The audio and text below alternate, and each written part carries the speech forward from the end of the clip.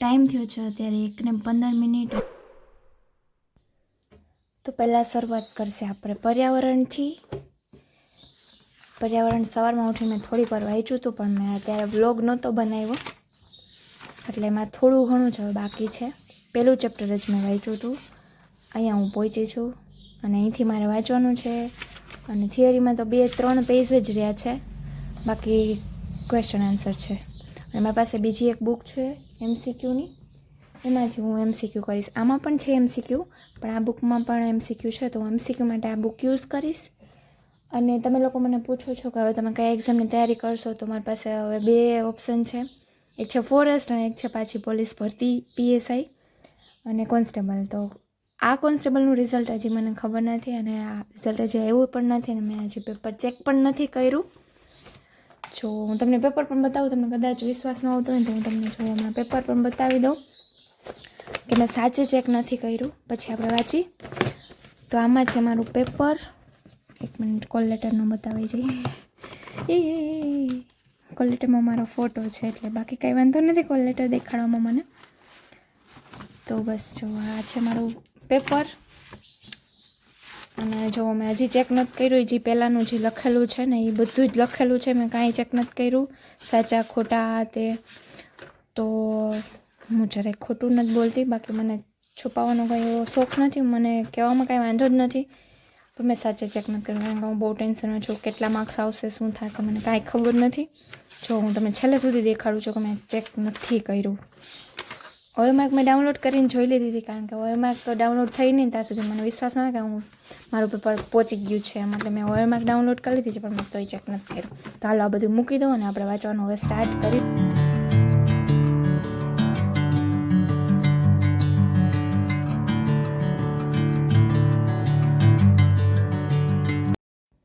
થોડીક વાર હું અહીંયા બુક રાખીને વાંચું છું, તમને બધાને દેખાડવા માટે. પછી છે ને હું વાંચતી હોય કઈ રીતે ખબર, આ સ્ટાઇલમાં મારી બુક મારી અહીંયા હોય, પગ મારા અહીંયા હોય, અને આવી રીતે કંઈક બુક મારી હોય. આ બુક મારા પગ પાસે આવે છે, બસ. આ તો આવી રીતે કંઈક હોય છે, અને અહીંયા હું આમ વાંચું ને ત્યારે મને યાદ રહે સાચી રીતે. બાકી અહીંયા તો છે ને મને એવું લાગે હું ખાલી ક્યારેક એવું લાગે કે ખાલી દેખાવો કરવા માટે જ અહીંયા વાંચું, બાકી તો આવી રીતે જ મને મજા આવે છે.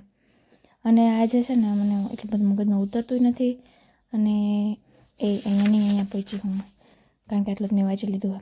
અહીંયા પહોંચી હું તો એટલું બધું છે ને મને યાદ નથી રહેતું આજે, કારણ કે કેટલા સમયથી હમણાં વાંચ્યું નથી ને, એટલે મગજ ના પાડે વાંચવાની. પણ વાંચવું તો પડશે ને. તમને લોકોને ખબર નહીં મારો અવાજ કેમ આટલો બધો ગમી ગયો છે. મને તો મારો અવાજ પ્યોર, એટલે પ્યોર આમ કહેવાય ને કે કોઈક માથે ટકોરા વગાડતા હોય ને એટલો મને કકરાટવાળો મારો અવાજ લાગે. તમને લોકોને ખબર નહીં કેમ ગમી ગયો છે. ખોટું લાગે છે તમને, કકરાટવાળો અવાજ છે મારો.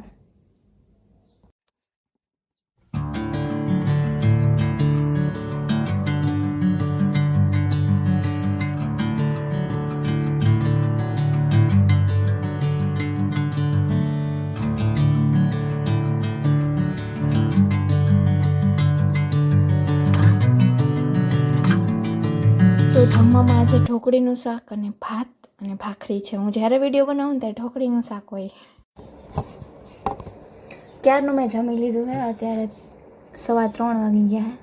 જુઓ તમને દેખાય તો બ્લર થઈ ગયું થોડુંક, ફોકસ અહીંયા કર. ચલો મોટો અંદાજ લગાડી દો કે અત્યારે 3:15 વાગ્યા છે. જમીન મારે સીધું વાંચવા બેસવાનું હતું, પણ હું ઝોન આઉટ થઈ ગઈ ને હું યુટ્યુબ ઉપર મેં શોર્ટ્સ જોવાનું ચાલુ કરી દીધા છે. હમણાં હું બહુ શીખી ગઈ છું, નકરા વિડીયો જોયા કરું આખો દિવસ. કોઈ કાંઈ કામ ચીંધે ને તો હું મારો ફોન ચાલુ જ આખો દિવસ રહે છે. તો એ મારી ટેવ બહુ અત્યારે ખરાબ થઈ ગઈ છે થોડાક દિવસ થયા, અને મારે થોડીક સુધારી જોઈએ ને. હું ભૂલી ગઈ હતી કે મેં પાછું વાંચવાનું ચાલુ કરી દીધું છે.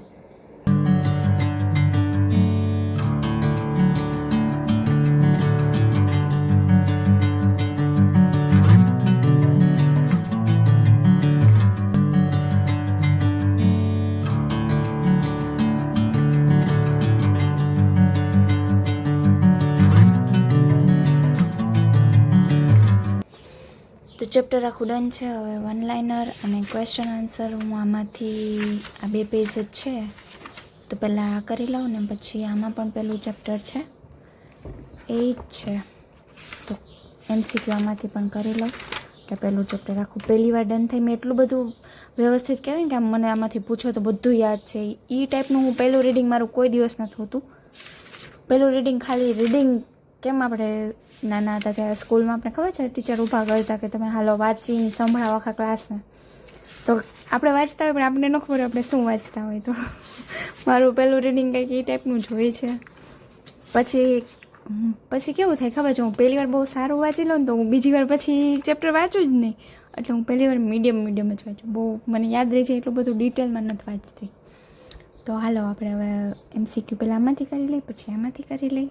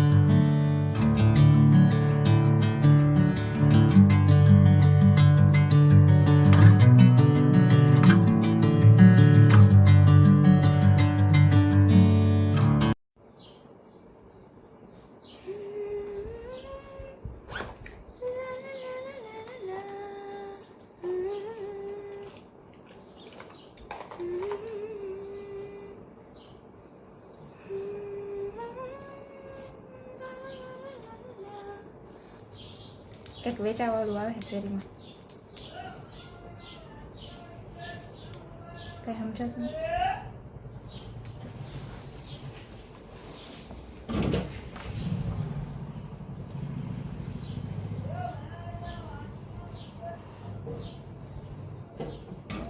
વાડના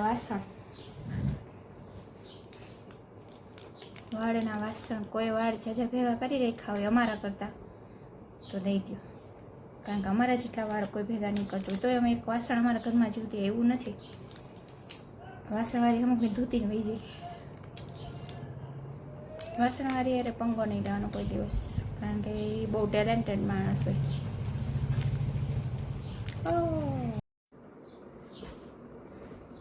જો આમાં ડોમ્સ લખેલું દેખાણ. અમે ભણતા ત્યારે આવું નહોતું આવતું. આવું આવવા માંડ્યું હવે.